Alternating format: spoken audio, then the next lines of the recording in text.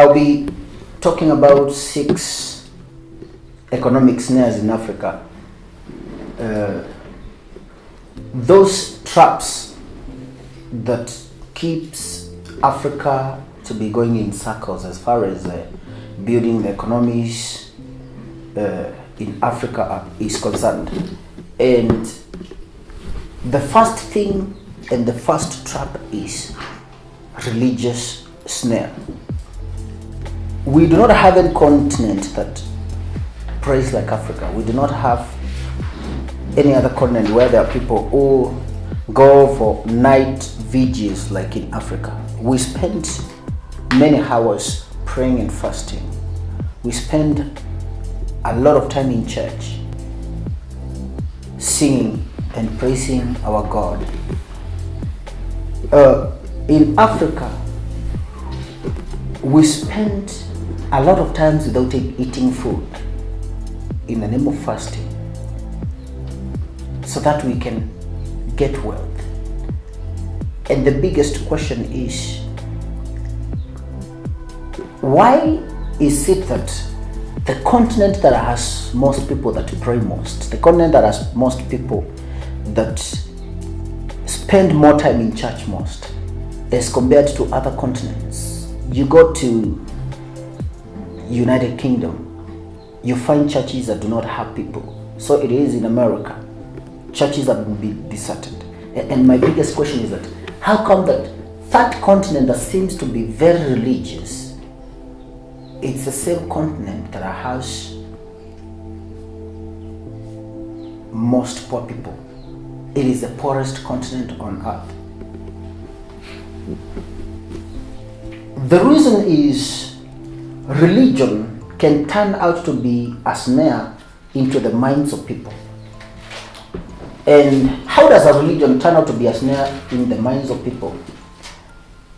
People tend to think that religion can replace the place of work in the society, that religion can replace the place of thinking, that religion can replace the place of education.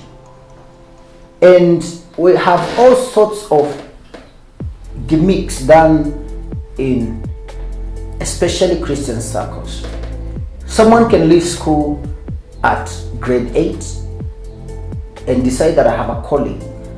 I want to go out there and preach the gospel and God will provide, while refusing or stopping to do the basic thing like education. And we end up getting preachers who are not gone to school because they believe that because you've been called by God, school is not important. Someone drops out of school, they do not have anything beyond what they learned in, for example, in Kenya, what you call standard 8. Some will drop at Form 4, and beyond Form 4, they are not able to do anything to add value to their lives. And these people are the people who are in charge of congregations, and the congregations, some of the congregations who even have very learned people. I'm not going to say that education is the only qualification to be in the service for God. I'm just trying to bring my point about replacing the things that matter in growing economies with religion. In the developed world, people focus on solving problems. And the best prayer for anybody who is religious is to be praying for ideas on how to solve problems. If you spent 40 days praying and fasting, and you left your home without food, and you left your family without food, you left the society without being a better place, when you return, chances are you will find the same situation. Mark Zuckerberg, we do not have a history of him praying for too long. Paul, the founder of Google, we do not have history of him praying for a long time. Steve Jobs, the founder of Apple, we do not have history of long hours in church. The founder of one of the biggest brick and mortar companies in America, Warren Buffett, we do not have history of him spending nights and days in church. Come in Africa, Aliko Dangote, who is the biggest cement supplier and the richest man in Africa, we do not have a history of him being in mosques or in church. These are people, if you follow the principles, who decided to get ideas to solve problems. We have a lot of religious movements where, again, the religious leaders in Africa believe that by just praying for you, you can overcome your problems. They will tell you, today come and bring a seed, and when you bring a seed, tomorrow everything is going to be okay. They will sell all sorts of things to anybody. I've seen even some selling brooms, and you believe that by buying a broom, when you go to your house, you're going to sweep your problems. You are living a grass-thatched house, going to buy a broom that costs normally 10 cents of a dollar. You're buying it for $10, believing that it's going to sweep away your problems. That is mere foolishness in Africa, and it has become a trap.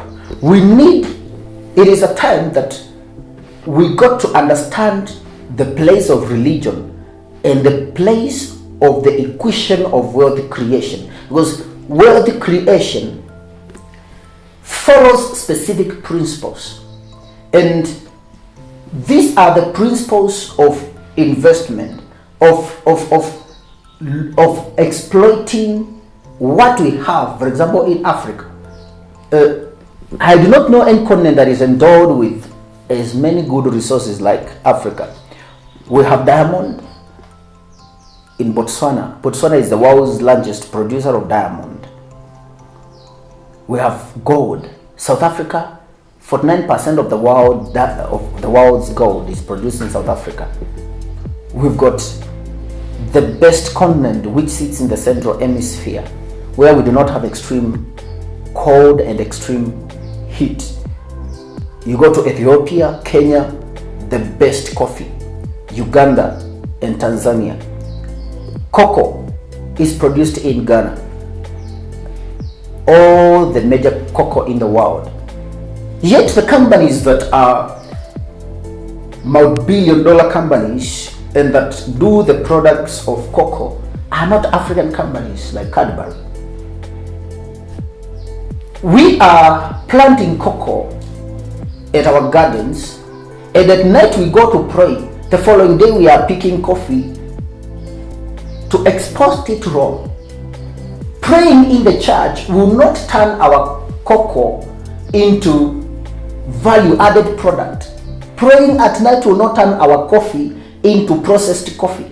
Praying all night will not turn our diamond into refined diamond. As long as we are having the wrong policies, the wrong things happening in what we call a Christian continent, we will keep on getting wrong results. And it is time that we separated the foolishness that comes with religion and the reality. And in Africa, we stopped following people blindly because they bear the name men of God. I am not against men of God. I'm just trying to say that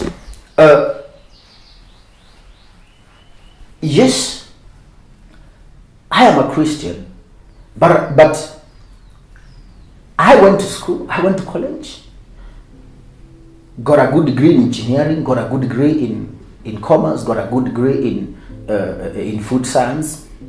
Then the following day, I am going to talk to a standard 3 dropout who began a church and some gymnastics. I am now talking to him to advise me on wealth creation.